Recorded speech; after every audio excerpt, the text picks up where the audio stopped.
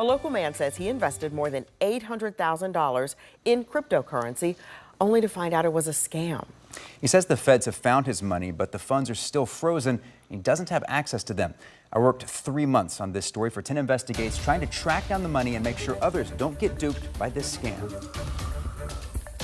I don't know how to describe it other than it's a mess. For Dusty Frazier, this stack of documents I've kept a paper trail. serves as evidence of an ongoing investigation. Here's the transfers. But it's also a reminder of one very bad investment. I could just cry is what I could do. Frazier invested a sizable amount of money in cryptocurrency. $800,000, give or take. Yeah. He sent multiple payments to someone he befriended more than a year ago. I met an individual online who I trusted, and it sounded real, it sounded promising.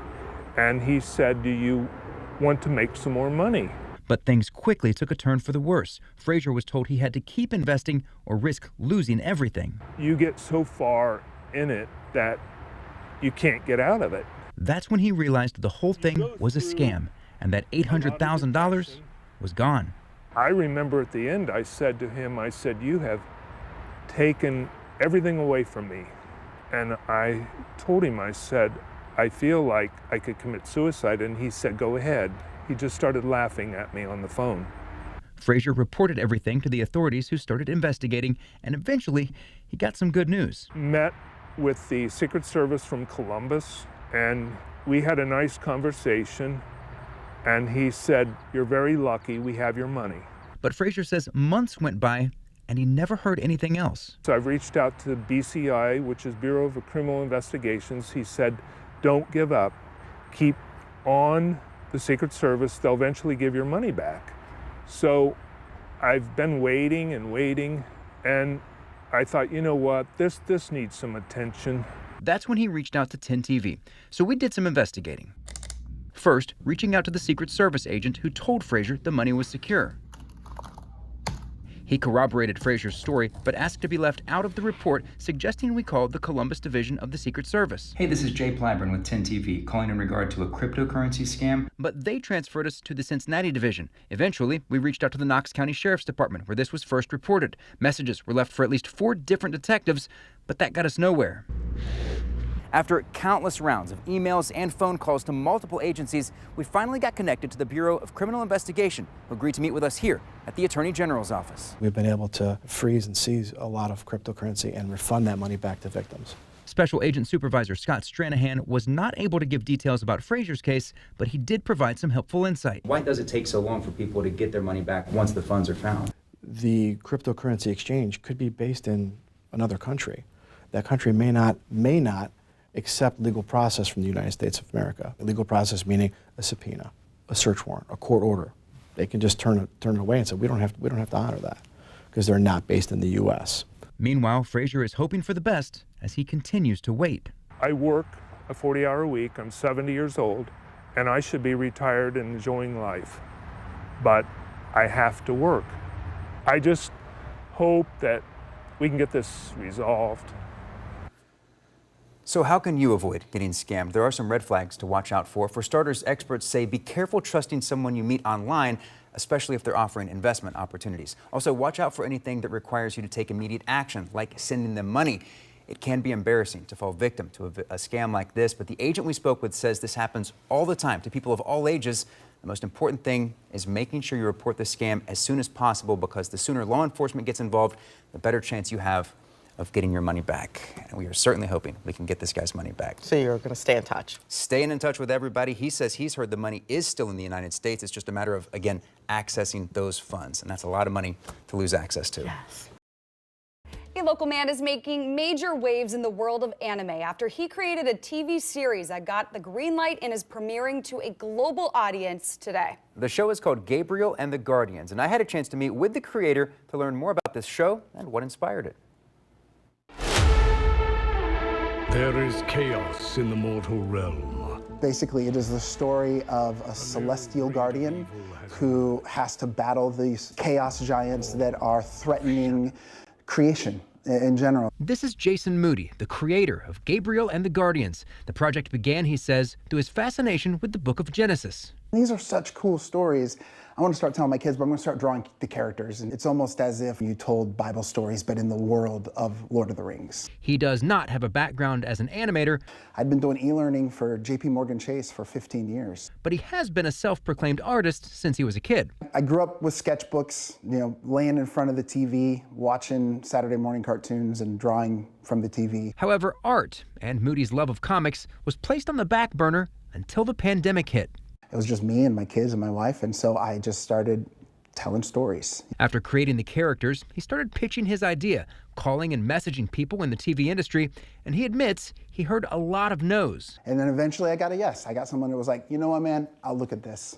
That someone was David Cunningham. He cold contacted me on LinkedIn. Creator of the children's animated series Gizmo Go. Messaged me and he said, hey, I heard you're a good writer. I need a writer. Cunningham took a look at the script and decided to get involved. The two spent the next 6 months working on the script, then pitched everything to Angel Studios. Of thousands submitted, we were one of 12 that passed. I will stand with you. The trailer alone got hundreds of thousands of views in just the first few weeks. And it's pretty surreal. People really like This this. is the darkness. I am Gabriel. Looks pretty good, doesn't it? Gabriel and the Guardians premieres today on the Angel Studios app. To read more about this and for a link to watch that pilot episode, head to 10tv.com. I'll be watching it this afternoon. Yes, very cool. Thank you for doing that story. We love some heart and hope. Oh, I love that it's got a local tie as well. Can't beat that. Absolutely.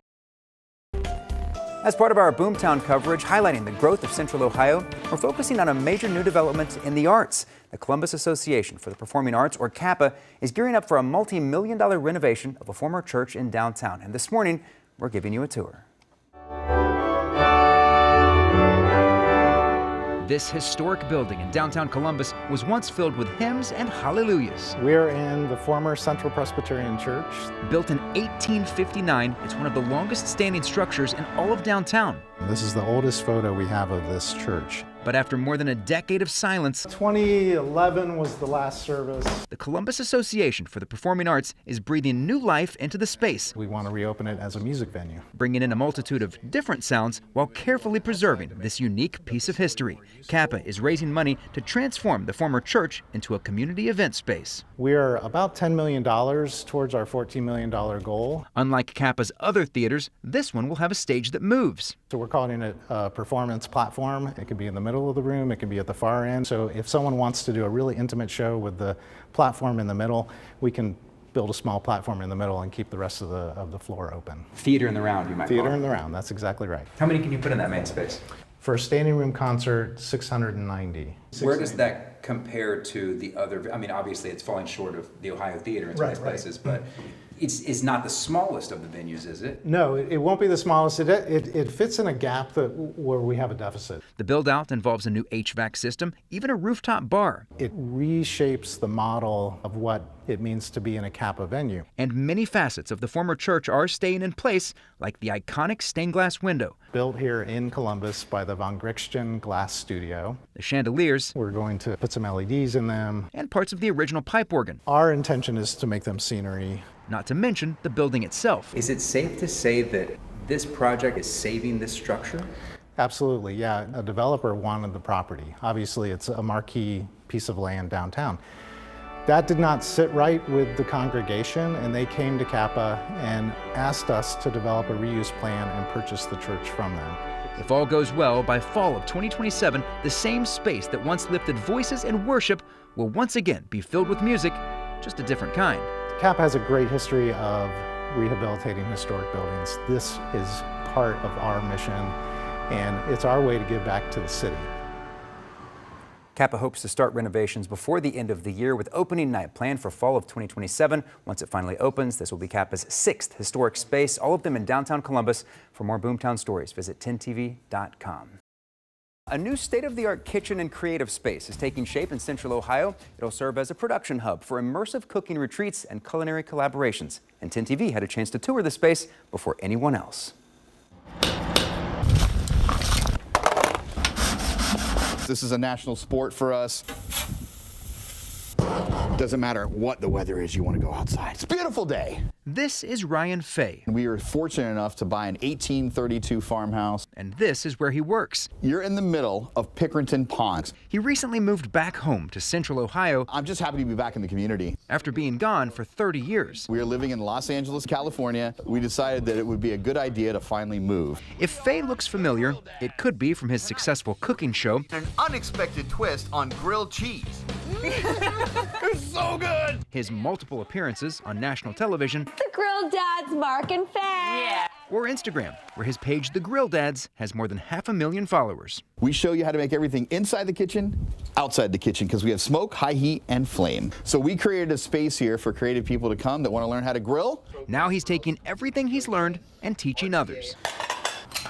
We're able to kind of offer a bit of a refuge, and that's what we're going to be working on. Right Road is going to become a place that people can come and learn how to cook over a weekend, and hopefully they'll cook for me, and it'll probably be better. So one of the visions that we have here, especially my wife and I, is having discussions with opposing views over really good food. It's really hard to get angry and upset when the food's really good. So we have a hypothesis that we bring real issues and real kind of challenging conversations to the front over a great meal, and have a good conversation about it in a debate, and hopefully there's some forward momentum that comes out of that. Men's mental health is one of the many issues he's hoping to tackle over a meal under one roof. Will you live here, or is this just for business purposes? No, I will live here, absolutely. I think part of the appeal for us is that you want to create an environment that you're comfortable in.